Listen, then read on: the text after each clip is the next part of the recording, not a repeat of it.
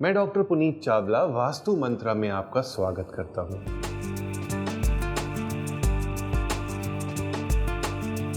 घर में लड़ाई झगड़ा क्यों होता है, घर में शादी सक्सेसफुल क्यों नहीं होती है, इस पर हमने बात करनी है। तो मैरिज में प्रॉब्लम्स क्यों होती हैं, इस पर हम बात करते हैं।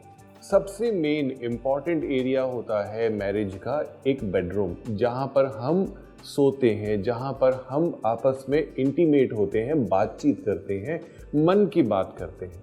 अगर हम साउथ ईस्ट का रूम ले लेते हैं तो बड़ी प्रॉब्लम हो जाती है। मैं आपको समझाता हूं कि क्यों साउथ ईस्ट या कोई और डायरेक्शन हमारे नेचर, हमारे बिहेव, हमारे बर्ताव के लिए जिम्मेवार होती है।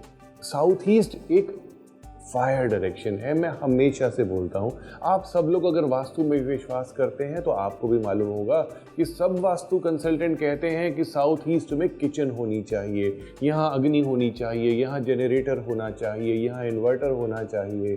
तो आप यहाँ पर अगर बेडरूम बना लेते हैं तो क्या वजह है, क्या साइकोलॉजिकल और क्या साइंटिफिक रीज़न है।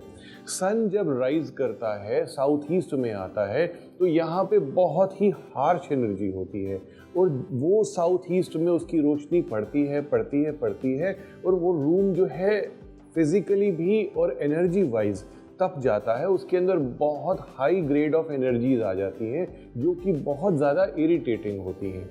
अगर इवनिंग में आप इस रूम में आते हैं तो एनवायरनमेंट बहुत ज़्यादा इरिटेटिंग होता है और आपका मन चिड़चिड़ा होने लगता है। कहते हैं ना कि कोई दूसरी जगह पर बैठते ही मन एकदम शांत हो जाता है, लेकिन मैं ख़ास तौर से इस जगह पर आकर के बैठता हूँ तो मेरा मन अशांत होने लगता है, चिड़चिड़ा होने लगता है।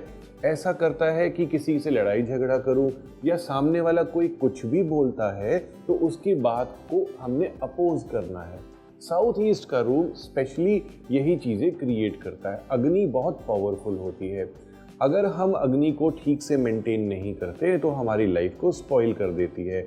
आपने देखा होगा कि अग्नि जला करके राख भी कर देती है, अग्नि खाने को अच्छे से कुक भी कर देती है। गैस पर अगर आप कुछ जला के भूल जाते हैं तो वह जल जाएगा, लेकिन अगर उसे आप मेंटेन करते रहें और उसे बनाते रहें तो वह बहुत ही स्वाद से वह खाना बन जाता है। हमारी जीभ पर भी अग्नि होती है और कहते हैं कि अग्नि अगर जीभ पर सवार है तो हमें जितने भी अच्छे हमने काम किए हुए हैं उसे बोलना नहीं चाहिए, नहीं तो वह जल जाएंगे। आपने कैथोलिक कल्चर में देखा होगा कि चर्च में एक बॉक्स बना होता है जिसे कहते हैं कन्फेशन बॉक्स।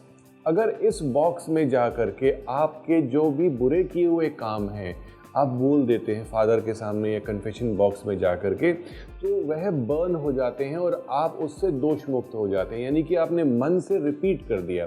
तो अगर आप अपनी जीभ से बुरे किए हुए काम बोल रहे हैं कि मैंने ऐसा ऐसा बुरा कर दिया, तो वह खत्म हो जाते हैं, उसका बुरा असर आप तक नहीं आता है।